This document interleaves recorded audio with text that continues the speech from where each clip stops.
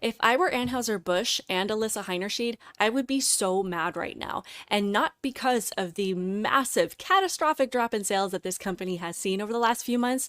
I think there's another reason to be mad.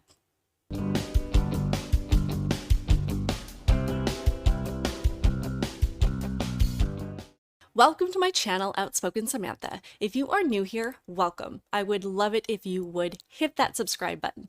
And if you're returning, welcome back. I do appreciate your continued support on my channel as we cover these topics, as we have these conversations, and engaging with me in the comments it means a lot to me. And I hope that you are subscribed as well. And this is also your daily reminder to be sure to create a profile and an account on Rumble, just in case, because we do need to support these platforms that support free speech, and YouTube really struggles with that sometimes.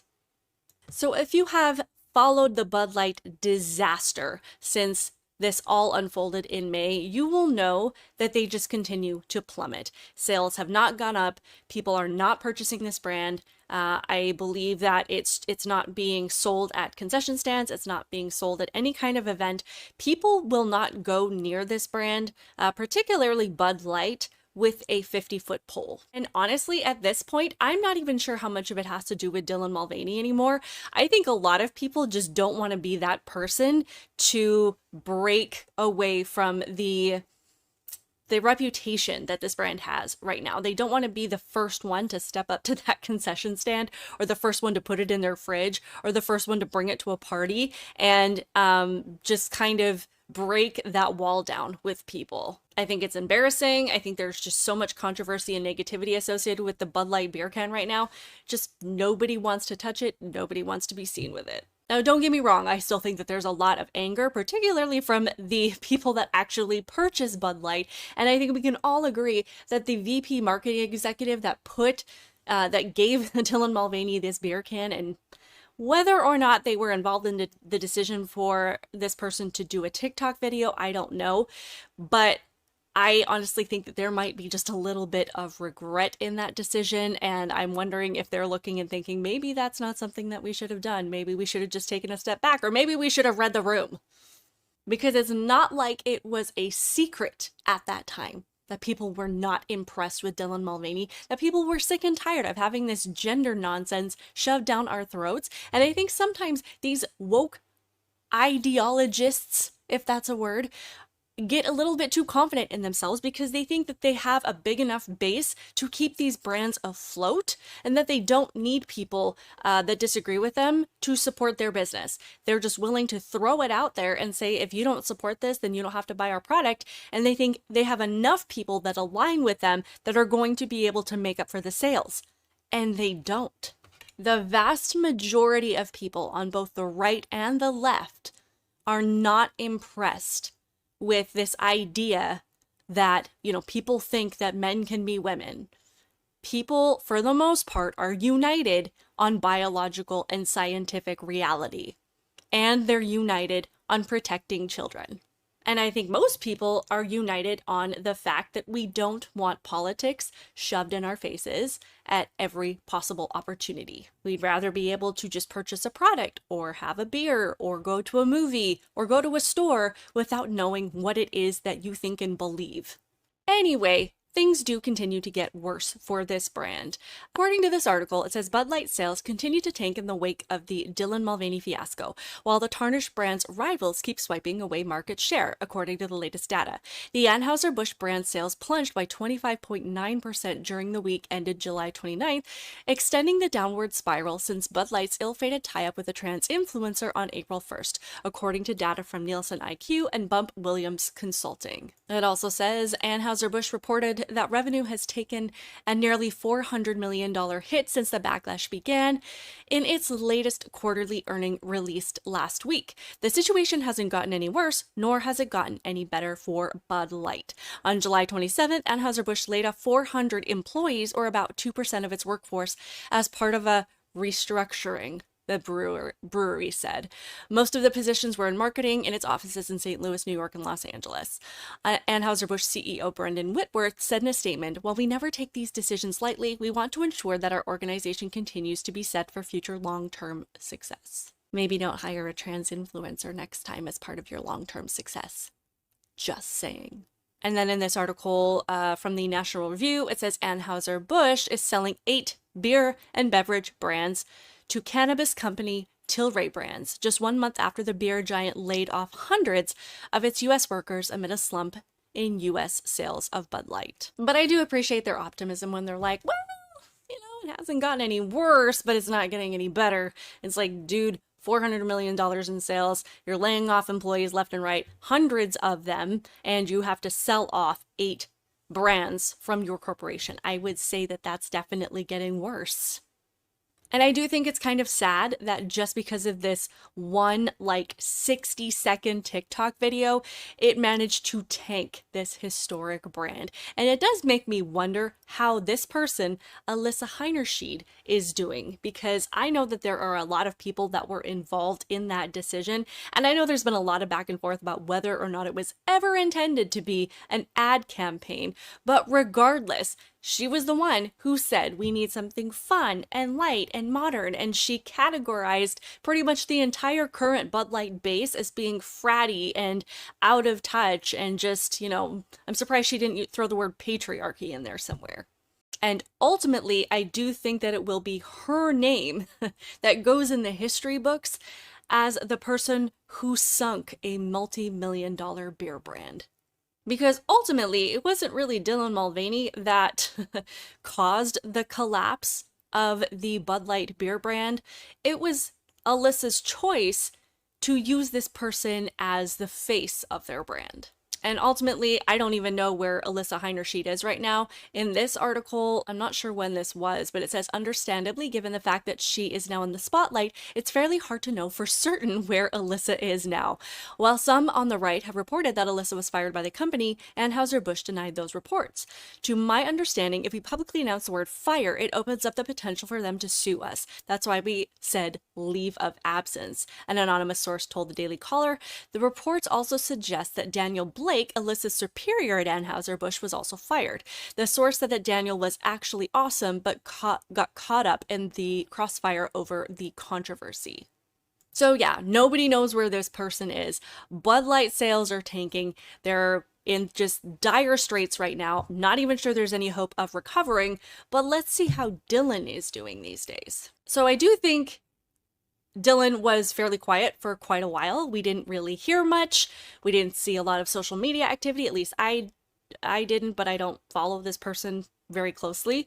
I don't wish any harm on this person. I don't want them to be attacked. I don't want them to be targeted or harassed or threatened in any way.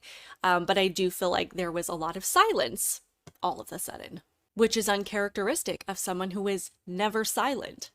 So we did see this video, this was in the middle of July, where Dylan felt like they needed to leave the country to feel safe while announcing that they were traveling in Peru and hanging out with llamas. Hi, is this an okay time?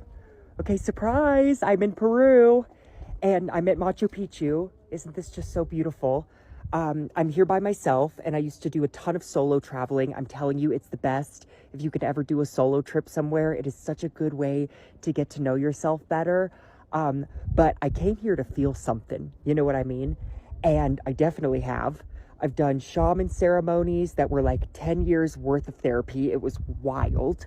I've seen a lot of llamas and the people here are so kind. I feel very safe here. It's a little sad that I had to leave my country to feel safe, but that will get better eventually. And I am dying for some Trader Joe's rolled chili lime chips, but other than that, I am so content.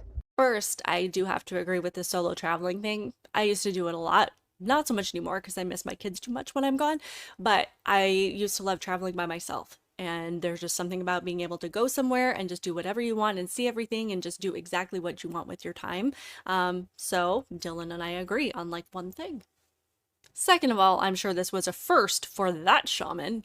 Third of all, let's just acknowledge the fact that everything Dylan does is an act. Everything is about putting on a performance. Everything is about playing a character. There is no possible way that this person did not feel safe in the United States of America. So I do think that this was just all an act. I think it was just, again, to gain attention because pity goes a long way. Tugging at people's heartstrings, brings in followers and support. So that's what I think the whole thing was for. And you might think that I'm being a little mean and harsh, but I think this proves it right here.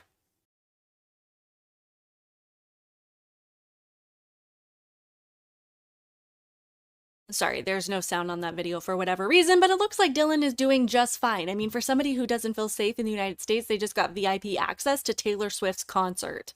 Full glam makeup and hair, full glam squad, wearing whatever you want, being yourself, nobody attacking you.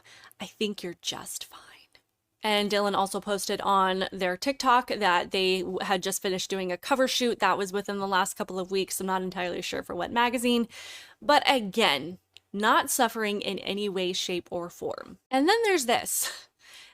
Dylan Mulvaney will charge $40,000 per visit to college campuses to give speeches to students, nearly doubling their fee from a year ago, months after this person cost Bud Light billions in a now disastrous marketing partnership. Earlier this year, Mulvaney gave a speech at the University of Pittsburgh for the price of $26,250.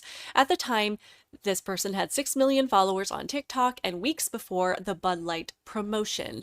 Luna Lindstrom, who is the business manager of the group that helped bring Mulvaney to the college campus, said in March the event was important to advance trans rights. Over 450 students gathered to hear Mulvaney speak about their transition to girlhood, which they were chronicling on social media pages. So again, I have to say, my initial point, if I were Anheuser Busch and Alyssa Heinerschied, I would be so mad. Because all they did was provide this person with a beer can with their face on it. And now the brand is in dire straits. It is falling apart. It is never going to get back to what it was. It is dealing with the fallout months later and probably will continue to deal with the fallout for months or even years to come. And there's a good chance they are never going to recover fully. Hundreds of people were laid off. They're having to cut out numerous products from their company, and they're honestly at this point just trying to figure out how to keep their doors open. Yet on the other side, this person that they used because they honestly thought that bringing in Dylan Mulvaney was going to boost their sales and demand for their product, out there traveling, hanging out with llamas, bringing in a steady income, charging tens of thousands of dollars to be at speaking events and gaining VIP access to hang out with celebrities. And while Anheuser Busch is struggling to keep the lights on, Alyssa here, she is an actual woman. And she held a VP executive marketing position at a worldwide brand, at a major corporation. And she is the epitome of feminism and embracing leftist ideas and, just embracing their activism and pushing their ideas and showing the utmost support for them. She wanted to take this trans activism worldwide. Yet she will probably struggle to even find a job flipping hamburgers at this point, let alone any kind of prestigious leadership role at a big corporation like the one that she held for like 5 minutes. However, since this is the ideology that she advocates for and that trans women are women, she really isn't allowed to complain about it. I mean, despite the struggles that she is now going to face, she can't complain because that would make her transphobic. In fact, she is now expected to celebrate Dylan Mulvaney's success while she herself can't even be found on the map. Just tragic. So I would love to know what you guys think about this, because honestly, I don't have a lot of sympathy for Anheuser Busch because in my opinion, they've never really owned up to what it was that upset people. They've never really acknowledged why people got upset for the decisions that they were making and how they so easily dismissed thousands, millions of their consumers with this effort to adhere to the ideas of a very small percentage of the population. And I don't really have a lot of sympathy for Alyssa because, as typical with leftists and people who adhere to these things, they don't ever really learn their lesson. They don't ever really look at themselves and say, maybe this ideology is destructive. Maybe this isn't the best thing to be pushing on people. Maybe we do need to separate politics from products. Maybe we do need to just give people a break and focus on building our brand separate from forcing our ideas and beliefs on